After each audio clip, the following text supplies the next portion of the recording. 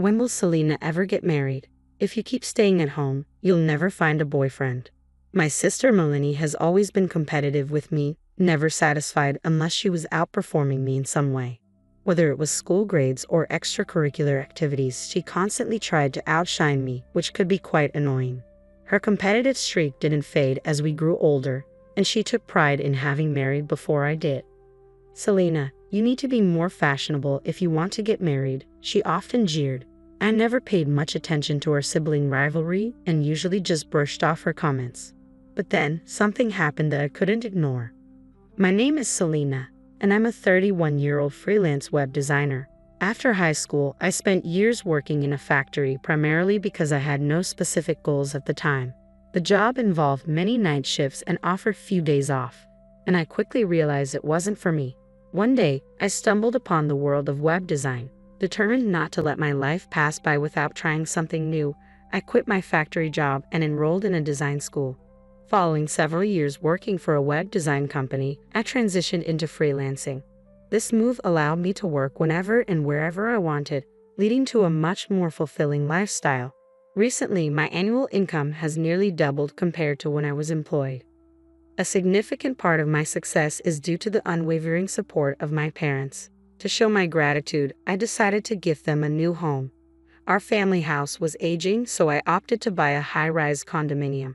My parents were overjoyed and moved to tears, having never expected such a gesture. Now, we live together in the condominium, enjoying peaceful and happy days. When Melanie and her husband Mitch heard about our move, they decided to visit. It's amazing that Selena can live in such a condo. You used to work at a factory, Melanie remarked, her words laced with sarcasm. They lived in an apartment and seemed to feel a bit envious of my new living situation. You're a web designer, right? That job must pay well, Mitch chimed in. Well, it's been good recently, I replied. Maybe I should start too. If Selena can do it, it must be easy, Melanie said with a dismissive tone.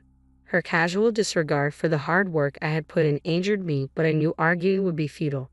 Why not give it a try? You have time as a homemaker, right? I suggested. Are you mocking a homemaker, Selena? Housework is quite hard. You wouldn't understand, being taken care of by mommy, she retorted. Her response stung, but I kept my composure, knowing it wasn't worth escalating the situation. I help mom too, and I understand the challenges of housework, I said, but Melanie continued with her sarcastic tone, clearly upset about my living situation. Perhaps it was the alcohol, but her snide remarks kept coming, and eventually, our father had enough. Melanie, haven't you been a bit harsh? Selena has worked hard to get where she is now, he scolded. Daddy, it's fine. I'm okay, I interjected, trying to prevent a rare family dinner from turning into a full-blown argument, especially with Mitch present. Darling, Melanie, you both have had a bit too much to drink. Maybe it's time to call it a night, Mom suggested tactfully. Thanks to Mom's intervention, we managed to avoid a fight, though Dad remained visibly upset even after Melanie and her husband left. I can't believe she spoke like that without understanding Selena's struggles. Daddy, it's okay. I'm not bothered, I reassured him, and only then did he finally relax. A few months later, Mitch's company suddenly went bankrupt and Melanie asked if they could stay with us for a while. Since we had some spare rooms and I figured it would be temporary until Mitch found another job, I agreed to let them stay. I'm sorry, Selena, for barging in like this, Melanie said. No, it's totally fine. Mitch has a college degree, so he should find another job soon. Please bear with us until then, I replied. Understood. Despite her previous snide remarks, I was a bit surprised that she turned to me for help in their time of need. However, they assured me it would be temporary, so I reluctantly agreed. As time went on, they never left and gradually began to make themselves at home. My parents grew increasingly concerned about Mitch's job situation. It's been 3 months since they said he would find something soon. Mitch still hasn't found a job, I noted. When I asked Melanie about it, she seemed completely unconcerned. Unlike Selena, Mitch has a college degree, so he'll find a job soon, Melanie said dismissively, refusing to take me seriously. When our parents weren't around, her snide remarks increased. Why don't you worry about yourself instead of Mitch? She sneered. What do you mean by that? I asked. You're in your early 30s, right? Can you even get married? Unlike me, you're not that pretty. Maybe no one will marry you now, she taunted. Melanie's words stung. but I knew reacting would only gratify her. I don't need you to worry about me. Maybe you should be the one worrying, Selena. Mitch will be fine, so relax. Yeah. I bit back my anger, knowing that arguing would only make her feel victorious. Lately, even Mitch joined in with the snide remarks, possibly out of frustration from his prolonged job search. You only graduated from high school, right, Selena? He quipped. Their words hurt, but I resolved to stay composed, understanding that their frustration was more about their own situation than mine. Yeah, so what? I replied, trying to maintain my composure. It takes courage to be independent with just a high school diploma, Melanie retorted, her tone dripping with condescension. Why? What will you do if you can't earn money? It seems hard to find a job again with just a high school education, really? Mitch chimed in, his tone mocking. Yes, I think it's just temporary for you, Selena. Well, I have a college degree, so finding a new job will be easy for me, Melanie added. Despite Mitch's ongoing job search, I felt a surge of anger at his attempts to belittle me based on education. While education is valuable, I believe it's not the sole determinant of success. I once struggled with the idea that being independent without a college degree would be challenging, but I've since learned that determination and effort matter more than credentials. Yet Mitch's relentless mockery of my high school diploma stung deeply, and the snide remarks showed no signs of abating. To make matters worse, Melanie completely stopped pitching in with the housework, leaving everything to Mom and me. She would either idle away in her room or spend her days shopping. Meanwhile, Mitch appeared to have lost all motivation to seek employment. Instead, he lounged around the house, living a leisurely life. In the presence of our parents, he even had the audacity to complain to Melanie about the food, remarking, "Wasn't today's meal a bit bland?"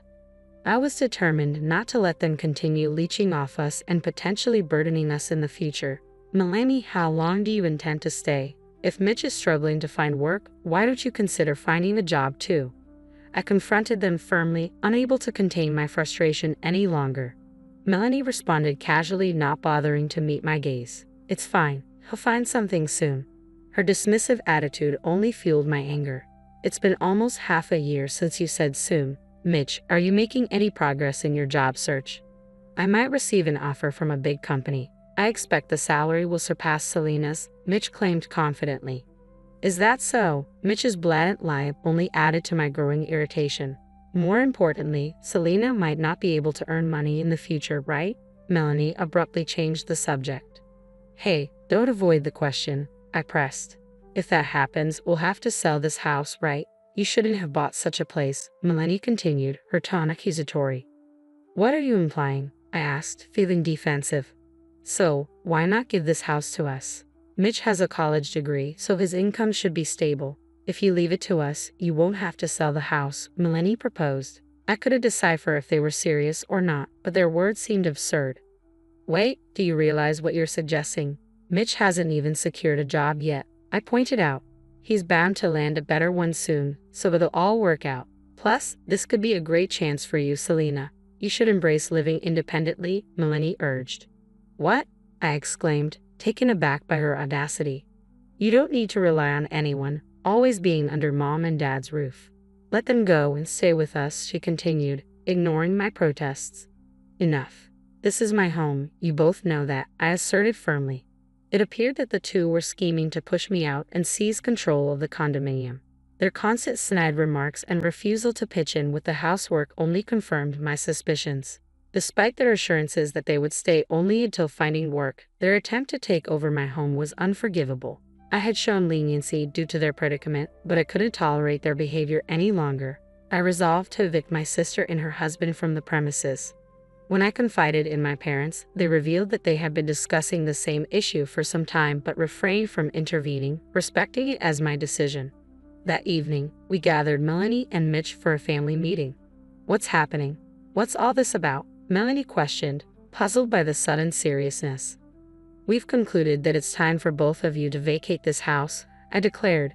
What? Selena, why are you springing this on us out of nowhere? Mitch interjected. I've reached my breaking point, and so have Mom and Dad, I replied firmly. Limits? What do you mean? This is so unexpected, Melanie exclaimed, clearly caught off guard by our decision. We understand it's not easy to pack up and leave immediately, so we're giving you a month. You have 1 month from today to find a new place, I explained. That's still quite sudden, Melanie protested, her voice tinged with panic. Turning to Mitch, I inquired, have you managed to secure a job yet? Mitch's demeanor shifted as he avoided eye contact and mumbled softly. Not yet, but it'll come soon, he replied, lacking conviction. It's been 6 months already, hasn't it? Despite allowing you both to stay, Melanie hasn't lifted a finger to help with the housework. And recently, both of you have been making snide remarks towards me, isn't that right? I confronted them. Remarks. Daddy's reaction was immediate. I hadn't mentioned anything about the snide remarks before, so I could tell my parents were taken aback. Have you two been making snide remarks to Selena? Daddy's voice was firm, and Mitch appeared visibly uncomfortable, beads of sweat forming on his brow. Daddy, it's not like that. It's not snide remarks, it's just friendly advice, Melanie interjected hastily. What kind of advice have you been giving Selena?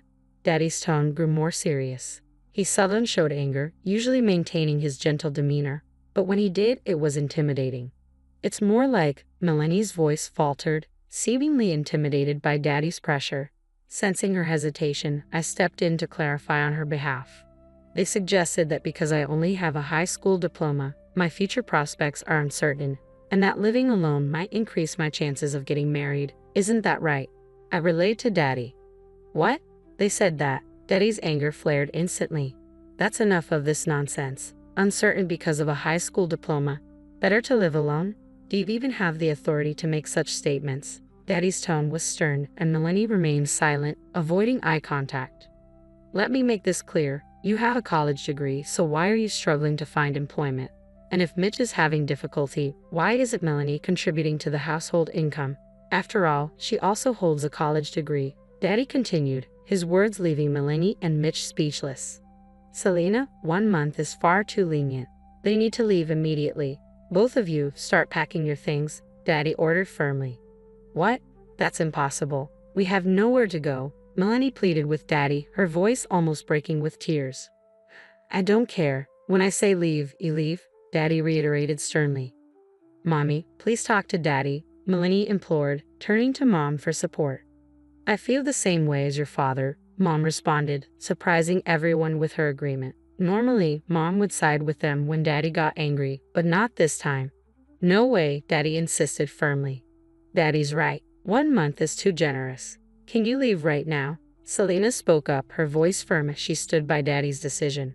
Mitch, supporting a crumbling Melanie, nodded in agreement. Reluctantly, they gathered their belongings and uttered a final, I'm sorry, before leaving. To be frank, Melanie and Mitch had been a significant source of stress, hindering my ability to work effectively for the past few months. Thanks to my father's intervention, we were finally able to persuade Melanie and Mitch to leave, and I felt a sense of relief wash over me. A month later, Melanie unexpectedly showed up at our doorstep. What do you want? I asked, my tone guarded. Actually, Mitch and I got divorced, Melanie revealed. She went on to explain that after being ejected from our house, they had to seek refuge at Mitch's parents' home. However, Mitch's parents were evidently very strict, and they were outraged upon learning of the situation. Despite their displeasure, Melanie and Mitch had no alternative and had to plead to stay with them, albeit reluctantly granted permission. After that incident, Mitch began diligently searching for jobs every day while Melanie took on more responsibility with the household chores. However, as weeks passed, Mitch still couldn't secure a job. Despite his college degree, he lacked significant qualifications and had no notable achievements from his previous employment, merely following instructions without making any significant contributions. Although numerous job opportunities were available if he were less selective, Mitch's pride prevented him from considering them. He insisted on finding a position similar to or better than his previous one.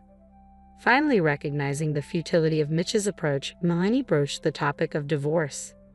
I never realized how prideful he was. It's not that he can't find a job, he's simply being picky. Isn't that absurd? Melanie remarked, expressing her frustration. While Mitch's refusal to compromise his pride was undoubtedly problematic, Melanie, who had persistently demanded a higher income from Mitch than me, was also to blame. If Mitch had accepted a lower-paying job, one could only wonder how Melanie would have reacted. So, I've decided to move back in with everyone from now on. I appreciate your understanding in advance, Melanie announced. That's not going to happen, I responded firmly. What? Melanie exclaimed, clearly taken aback by my refusal. I've already made it clear that we can't have you living with us anymore, Melanie. Daddy and Mommy agree, I reiterated firmly. But I'm divorced now. It's not the same as before, Melanie protested. That's not the point. Your personality is the problem here. Do not return here and do not reach out to us if you find yourself in trouble, I responded sternly. But what am I supposed to do? I'm not employed, Melanie pleaded. You have a college degree, don't you? You should be capable of earning more than me, a high school graduate. So there shouldn't be any issue, I retorted coldly. With that, I escorted Melanie out of the house. She cried and begged for forgiveness, promising to change her ways and help out more, but I remained resolute. I pushed her out the front door, and eventually, she relented and returned home, defeated. Later on, I learned that Melanie had found a job at a supermarket and was living independently. It appeared that she had come to terms with the fact that she couldn't surpass me and had opted for a simpler life. Meanwhile, Mitch, still clinging to his pride and unable to secure employment, was eventually ousted from his parents' residence. His whereabouts and current situation remained unknown. As for myself, I recently tied the knot. I met my partner through work, and after several years of dating, we decided to take the plunge. We had been contemplating marriage for a while, and I had already introduced him to my parents. The only person unaware of our union was Melanie. Now, I am happily married, living with my husband and parents in our home.